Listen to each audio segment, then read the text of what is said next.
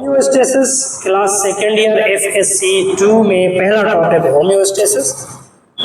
इसमें एक वर्ड है जिसे हम होम्यो और होमो कहते हैं, इसको कहते हैं भाई ये सेम। दूसरा वर्ड आता है इसमें स्टास और इसको कहते हैं टू स्टे। और इसमें तीसरा जो वर्ड है उसे सिस कहते हैं। सिस बायोलॉजी में प्रोसेस, मैकेनिज्म, मेथड होता है।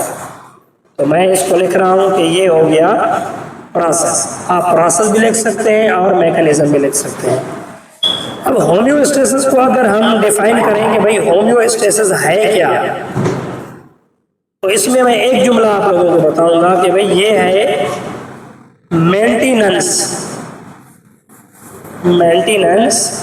ऑफ, किस चीज की maintenance? Maintenance of internal body environment. अब बॉडी एनवायरनमेंट की मीनिंग होती है कि बॉडी के अंदर, बॉडी किसकी होगी? बॉडी हो जाएगी लिविंग ऑर्गेनिज्म की। जितने भी दुनिया में लिविंग ऑर्गेनिज्म है उनमें अपनी बॉडी है। फिर बॉडी चाहे एक सेल की हो चाहे एक से ज्यादा सेल की हो। तो मेंटेनेंस की माने हो गया कि अगर लिविंग ऑर्गेनिज्म एक सेल का बना है या एक से ज्यादा सेल का बना है, यूनिसेलुलर है या मल्टी सेलुलर है, इस पर फर्क नहीं पड़ता, प्रोकैरियोटिक है या यूकैरियोटिक सेल पे है। तो लिविंग ऑर्गेनिज्म की बॉडी के अंदर जो एनवायरनमेंट है उसको मेंटेन रखना है। उसमें जो चीजें आती हैं उनको मेंटेन करना है, उनको बैलेंस रखना है।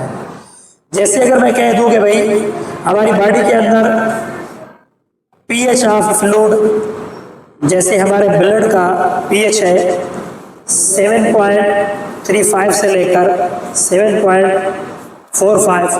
अगर ब्लड का पीएच ये है तो हम कहेंगे कि होम्योस्टेसिस प्रॉपर वर्क कर रहा है। अगर ये पीएच चेंज हो रही है तो होम्योस्टेसिस जो है वो भी चेंज हो रहा है, बॉडी में कोई प्रॉब्लम्स है।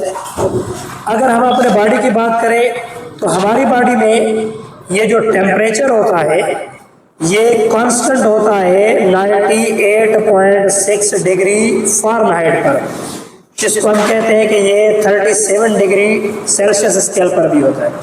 अगर टेम्परेचर इस पॉइंट से सेट पॉइंट से बढ़ जाए या इससे कम हो जाए तो हम कहेंगे कि होम्योस्टेसिस हमारा काम नहीं कर रहा। अब होम्योस्टेसिस अगर प्रॉपर काम कर रहा है तो हमारी बॉडी का टेम्परेचर इतना होगा, इससे ज़्यादा नहीं होगा। अगर हम कहते हैं कि भाई बीपी की बात करें, ब्लड प्रेशर, इंसान के अंदर ब्लड प्रेशर 120/80 यानी सिस्टोलिक और डायस्टोलिक जो इंसान का नॉर्मल बीपी है वो 120 और 120/80 होता है। 120 जो है वो सिस्टोलिक है और 80 जो है वो डायस्टोलिक होता है।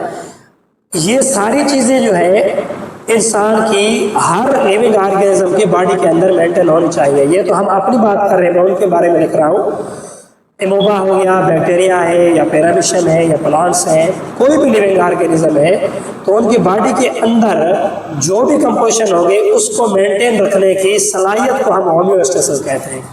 जब तक हर चीज़ बॉडी के अंदर मेंटेन है, बैलेंस है, इक्विलिब्रियम है तो ठीक है। अगर ये बढ़ रही है, कम हो रही है तो फिर बॉडी के अंदर कुछ डिफेक्ट हो रहा है। होम्योस्टेसिस हमारी बॉडी के इंटरनल एनवायरनमेंट को कांस्टेंट रखने का एक सेट वर्ड है।